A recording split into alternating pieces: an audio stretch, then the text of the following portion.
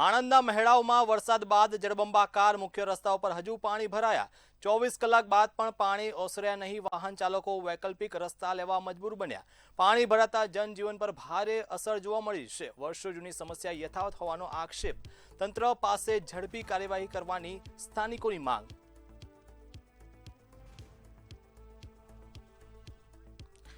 ત્યારે આણંદના મહેડાઓમાં વરસાદ બાદ રસ્તાઓ જળબંબાકાર બન્યા છે। 24 કલાક બાદ પણ હજુ પાણી ઓસર્યા નથી, ત્યારે જનજીવન ભારે પ્રભાવિત થયું છે। ત્યારે વધુ માહિતી સાથે સંવાદદાતા સપન પટેલ લાઈવ જોડાઈ ગયા છે।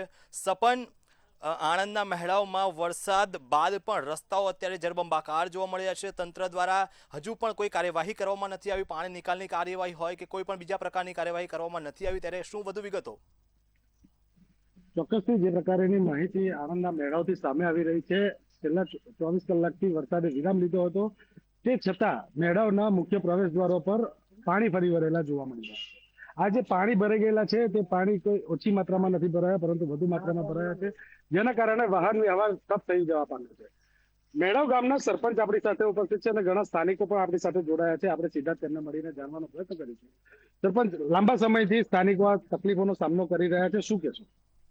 આમાં એવું છે કે સમયમાં તો થોડા સમયમાં થોડો વરસાદ વધારે પડ્યો છે।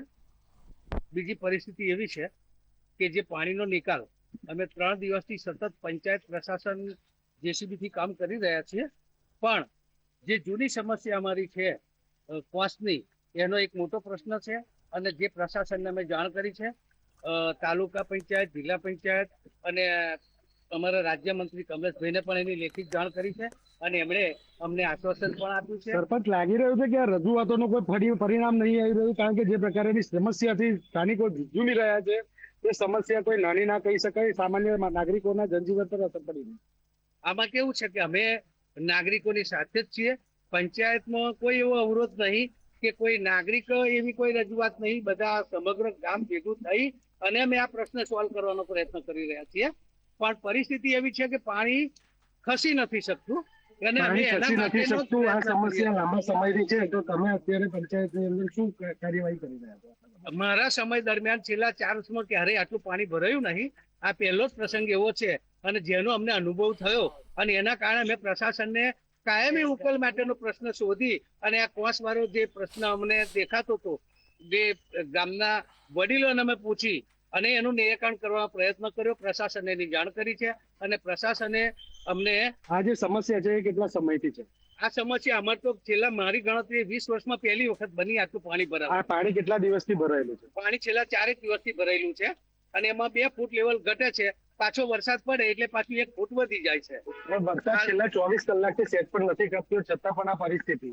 આમાં કેવું છે કે જે ખરેખર અમે પરમ દિવસે જે પાણીનો આવડો જોયો હતો એમાં અત્યારે 1.5 ફૂટનો ઘટાડો છે અને લગભગ અમારા પંચાયતથી લઈ અને અડધા ગામ સુધી પાણી હતું, એની જગ્યાએ અત્યારે પંચાયત સુધીના લેવલે આવી ગયું છે અને જો 2 દિવસ આવો આરામ મળે તો 99% પાણીનો નિકાલ થઈ જવાનો છે। પણ ક્યારીમાં પાણી છૂટું જાય છે, મેઇન પ્રશ્ન અમારો કોસનો નિકાલનો છે અને એ પ્રશાસનને અમે જાણ કરી જ દીધી છે અને એ કોસ જો ખોલવામાં આવશે તો આનું કાયમી સમાધાન થઈ શકે એમ છે। કઈ જગ્યાએથી કાંસ બનશે? એ લગભગ આ મેળાવથી ચાલુ કરીએ અમે, મેન તળાવથી તો ત્રિબાદ તળાવ સુધી કોસ કમ્પ્લીટ છે અને એને અમે ડિમોલેશન કરી અને ઉનાળામાં પણ એને સાફ સફાઈ કરેલી છે, પણ એથી આગળનો જે વિસ્તાર છે, હવે એ બાજુના ગામવાળા ખેડૂતોને શું પ્રશ્ન હોય એ અમને જાણવા મળ્યું નથી, પણ અમે પ્રશાસનને જાણ કરી છે કે અમને આ કોસ ખોલી આપો। સરપંચ કહી રહ્યા છે કે પ્રશાસનને જાણ કરી છે, આપનું શું માનવું? સરપંચે જાણ કરી છે પણ એ લગભગ છેલ્લા 25 વર્ષથી કામ આપણું અટક્યું છે। આપણા સામેના ગામ વાળાથી ઘાસ આપણો જે મેળાવથી નીકળી ગયો છે, પણ ઘાસોથી આપણો ઘાસ બાકી રહેલો છે। પૈસા આપણે મેળવીને આવી ગયા છે 25 વર્ષથી, પણ આગળ કાસોડ કરીને ગામ છે ત્યાંથી બધો આપણો કોસ આગળનો બાકી છે। આ જે સમસ્યા છે એ કેટલા સમયથી છે અને આ સમસ્યાના સમાધાન માટે આ કાંસ જ એકમાત્ર ઉપાય છે? આ ઘાસ એક જ એવો ઉપાય છે કે આપણે પાણી મેળવવાનું ટોટલી ગામનું ક્ષેત્રનું એ કાચમાં પાણી પડે તો જે આગળનો નિકાલ થાય, ત્યાર વગર આપણો નિકાલ થવાનો। પાણી ચૂસે કેટલું ચૂસે, નિકાલ હોય તો જ પાણી આપણું આગળ જાય, નિકાલ આપણું પાણી આગળ જાય નહીં। જે પ્રકારની સ્થિતિ છે અત્યારે મેળાવ ગામ છેલ્લા ઘણા સમયથી પાણીમાં ગરકાવ થઈ ગયું છે. મુખ્ય પ્રવેશદ્વારો અને રસ્તાઓ પર પાણી પડી વળ્યા છે. ત્યારે આપણે સ્થાનિક અને સરપંચને મળીને જાણવાનો પ્રયત્ન કરીએ છીએ. આ સમગ્ર મામલે તે લોકો દ્વારા તંત્રને જાણ કરવામાં આવી છે, પરંતુ જે પરિસ્થિતિ છે તે પરિસ્થિતિનું શું સમાધાન તંત્ર ક્યારે લાવે છે તે જોઈએ રસપ્રદ બની રહેશે. કારણ કે આ જે વિષય છે એ વિષય અત્યારે સ્થાનિક નાગરિકોના જનજીવન પર સીધી લીટીમાં અસર કરતો હોય તે પ્રકારે જોઈ શકાય છે.